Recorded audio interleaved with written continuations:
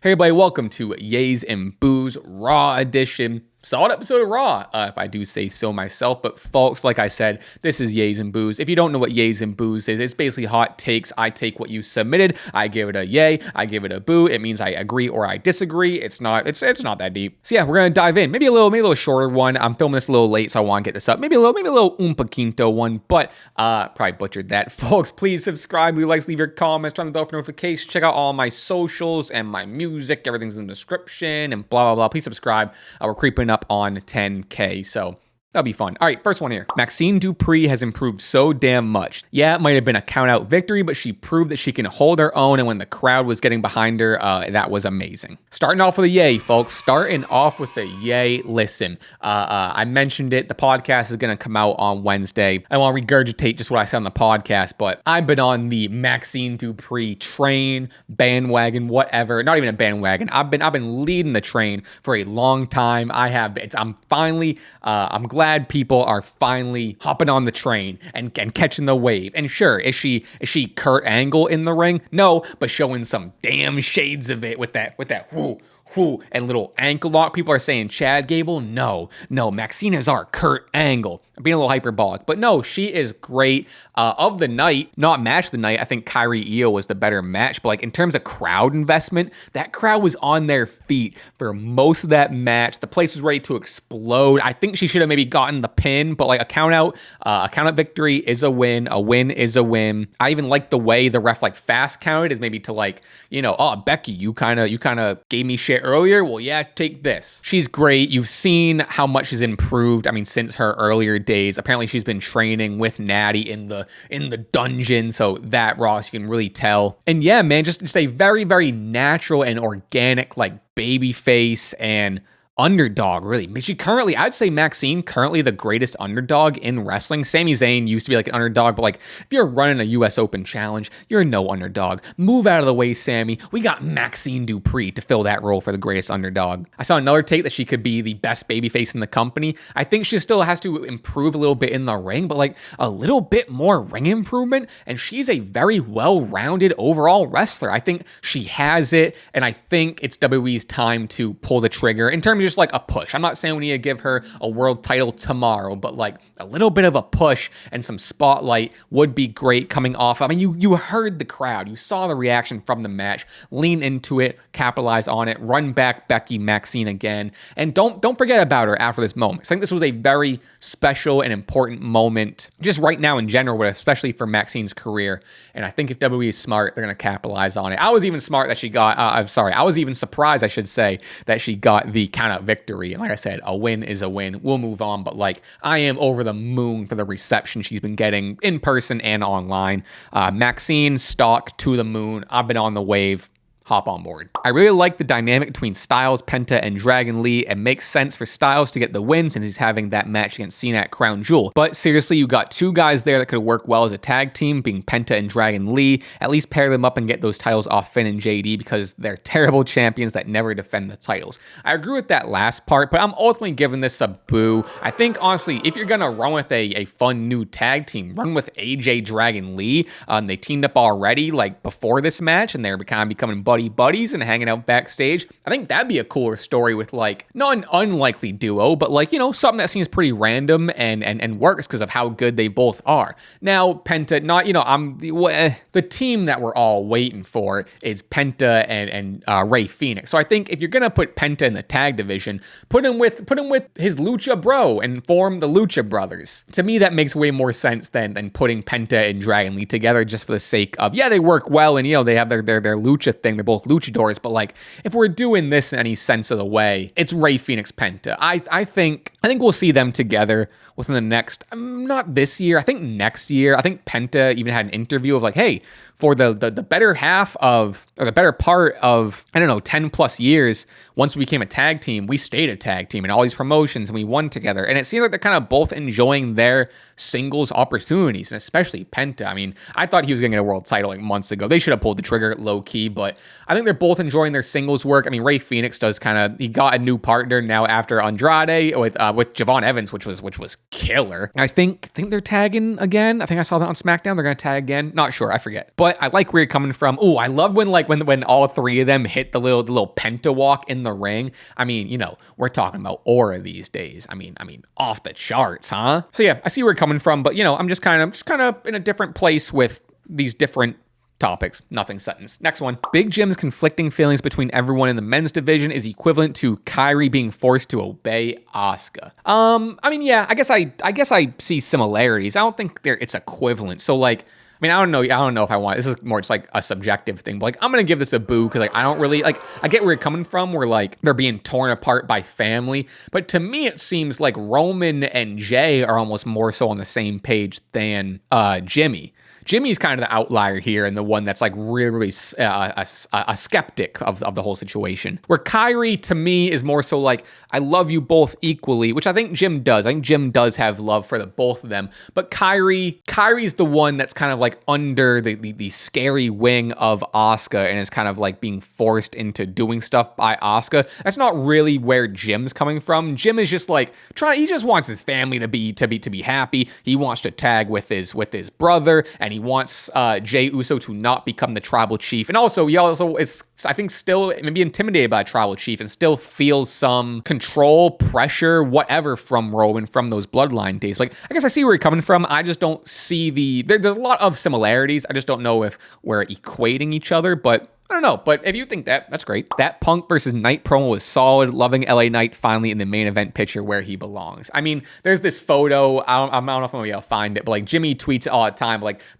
it's over, we're so back, it's over, we're so back with LA Knight. And it honestly, it was a joke for a while, and now it feels very true. We're like, all of a sudden, LA Knight is back in these big main event feuds and near a world title, which is great. Now to the promo, so I'll give this a yay for sure in general. I do have a little bit of a problem, and you will hear me talk a little bit more about this on the podcast, but I liked LA Knight and CM Punk's promo, but to me, there might have been some nerves with LA Knight going against the best talker in the world, right? And CM Punk, like, I have two sides to this coin. One, I appreciate Punk, like, being so in his character and real and jumping down LA Knight's throat. I think people were saying that LA Knight might have forgot a line, or, the nerves might have got to him, or like, he didn't nail all of his beats, and CM Punk kind of like jumped right on him. Now, what I appreciate about that is that's like that realism and wrestling and like the characters are coming to life and blah, blah. What I don't really love about it, and this is not necessarily a knock to Punk, I think it's just something to bring up as an interesting talking point, that I think sometimes CM Punk can kind of no-sell someone else's promos, and it's been happening as of very recent, where like the heel will say something and like it's supposed to kind of cut deep, and CM Punk will just like roll his eyes or like interrupt him with like another diss. And like, I don't know, I wish CM Punk gave more to the other side in terms of promos. Now, in terms of wrestling in the ring, he's for sure a giver, a great seller, makes his opponent look great. But for some reason, he does not make his opponent look great during a promo battle. It is very like, maybe he got it from Cena, it is very like nice speech sort of mannerisms he takes. And I don't know if I'm reading too much into it, but to me, it comes off as like, maybe Punk didn't need to say that, like, what seems maybe an unscripted, like, oh, but you haven't been a world champion, or hey, man, you're talking to me, stop looking at them. Like, I don't know. It seemed like he was little broing LA Knight a little bit. And like I said, I like the old school feel of that, where Punk is going to be, he's here to do a job. And if you're messing up, he's going to jump on you. And this is going to be real in that moment. But also, I think you can, sell it a little bit and maybe like get hit with the diss a little bit more than I think he gives the reaction to. Saying that makes sense. Maybe I haven't seen any discussion about that. That might just be a me thing, but I don't know. Maybe I get he's the best talker in the world. He's one of the best, if not the best promo, but it's like, I think LA Knight could have used a little help. Maybe that was, CM Punk putting his feet to the fire, like sink or swim kid, which again is the part that I appreciate. I think is fun, but I think there's a balance, and I don't know, it's just something I picked up on. You let me know what you think about that. Asuka could potentially be in for a tribal chief-like run and character. Her manipulation of Kyrie is very similar to Roman Reigns' treatment of the Usos. I'd love to see her be the big bad of the women's division and maybe even lead to a team into War Games with Julia too. Rhea, Io, Stephanie, and Tiffany versus Asuka, Kyrie, Julia, and Kiana James, or some other big name. Okay. maybe I'm standing corrected a little bit with this bloodline, connection, but like, I don't know if we need to just compare it for the sake of comparing. So just on the basis that like, I hope this leads to like a big dominant Asuka puppeteer tribal chief thing. Hey, listen, I am all in for an Asuka tribal chief, so I'm giving this a yay. I do just think there's like a little bit relationship differences. Like I mean, this is obvious, but there's a difference between like brothers and cousins and like friends, and like I think there's different people's loyalties lie differently. Or like I do for sure. I'm not trying to undermine it, to disagree, but like yes, Asuka is a master manipulator at this point, which is very, very Roman Reigns, but I think Kairi is way more in the middle than a Jay or a Jimmy, and then Io is maybe it's what everyone's talking about with a bloodline comparison. It's not like a bloodline story right now, but it's more so a bloodline of old when the Usos were way more timid and Jay wasn't really breaking out on his own. Then I could kind of see a little bit more of like, I don't know, Io in that Jay role, and then Kairi in that Jimmy role, being a little bit more of a servant to Roman than Jay was. So I get where we're coming from, but all right, in terms of the war games, let's look at this. Rhea, Io, Stephanie, Tiffany versus Asuka, Kairi, Julia, Kiana. Is it always 4x4? Or do they do 5 versus 5 sometimes? I don't know. Regardless, this rocks. It makes me really miss Dakota Kai because this is such a damage control story. Wouldn't it be cool if like Dakota also had some influence here? Maybe we bring Bayley into this. I know she's doing a whole thing with her new character, and that's great, and she's doing great stuff with Lyra.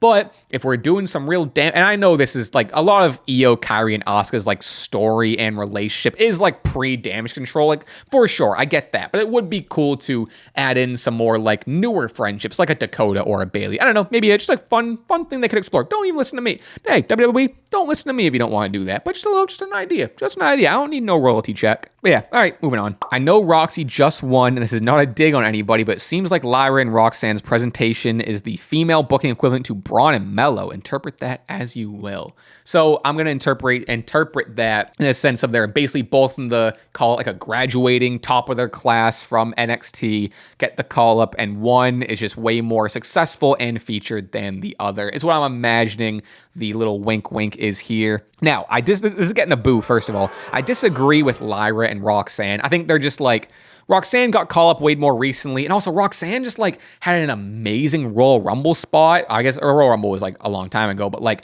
being like the longest person in a Royal Rumble, longest time, not long. She's like famously not long. She's very short. And also it's not like Lyra's been like on top of the world. Like, yeah, she is in like a prominent feud, but like she had the IC title for a little bit, and like her feuds have been like not awesome. So like I'm honestly not sure which one you'd consider the Braun or Mello. I guess Lyra has had a little more success, but like I don't think it's as like, I don't know, here and there, you know? Now, what I will say, I think the better comparison, the more accurate comparison, if you want to make the comparison, is Stephanie Vaquer and Julia. Stephanie being the Braun Breaker, has a world title, has had great matches on Raw, very prominently featured, very popular. Julia, not really pushed, not booked well.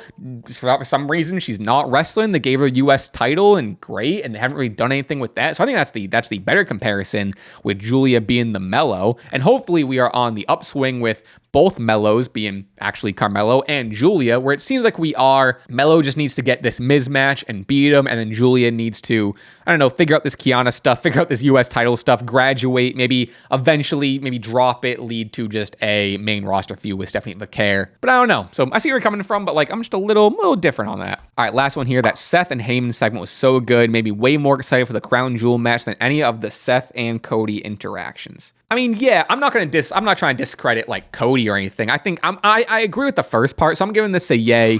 That I do think Seth and Paul really killed it in their promo. And again, like it is a title versus title, champion versus champion. So like, and not even for their titles, like their title is on the line. As Punk was like, don't tell the bad guy, whatever. But I think Seth and Cody have done a very good job building up their, we were friends, and then you were my shield, and the whole watch thing. I think that's really compelling. And I would argue, you, and I kind of agree with you, the more compelling thing is the story that's also going on in the background and kind of hanging over the Seth half of this match is Paul and Seth, where, Paul Heyman is quickly proven to be more of a puppeteer than I think Seth realizes, and I think the audience realizes, proving that maybe Seth Rollins is not the leader, even though Seth Rollins, I think, believes he's the leader, but at the whole time, Paul Heyman might have a little more control over the Vision or the Vision's lackeys and a little more power in the Vision, a little more control than anyone would have previously thought, and maybe just giving Seth the spotlight lets him think that he's the leader. And then backstage, Seth wanting a straight answer and Paul kind of tiptoeing around it, and finally Paul being like, you want it straight? Okay. This is basically a do or die match for you. You have to win this to, one, submit your legacy, or else you're always going to be a second-rate champion and diminish everything you work for. Two, I chose you over Roman. So if you lose this, I'm going to start questioning, did I make the right decision? Should I have gone with Seth? So now going into this match, the stakes, because of, screw the Crown Jewel Championship. The stakes are even higher. It's the highest it's ever been for Seth Rollins because he's fighting for his credibility. He's now fighting for the Vision, and there's a lot more pressure on him. Cody can eat this loss. I'd be very disappointed if this Saturday morning, we get a Cody Rhodes win, and Seth Rollins needs this win. He's 0-4, and if you're counting house shows, it's 0-22, 23, whatever it is. But yeah, I don't want to discredit Seth and Cody. So I think they've made this match way more appealing than I thought would have been possible, and the added pressure and the added story with Paul Heyman and Seth. And also on the other side, Cody and Randy have a story that's going on in the back of this, and people are speculating, is Randy gonna cost Cody? Is Randy gonna turn heel? So what I like about this is they have their own story and their own feud, and they were friends and now they're not, but they also separately need this win for different reasons and might be looking over their shoulder for their own story going in that they've kind of intertwined, which I think was really, really well done. All right, folks, that's where I'm going to end it. That is this week's Yays and Boos. Please leave some hot takes that, I don't know, you disagree with, agree with, or some stuff that we didn't talk about in the comments. I'd love to hear from you. Make sure you subscribe and leave your likes, turn on the bell for notifications when I post. And yeah, follow me on everything. You get it. I'll let you get out of here. Have a good rest of your night because it's coming out kind of later. All right, folks. See you next time. Bye.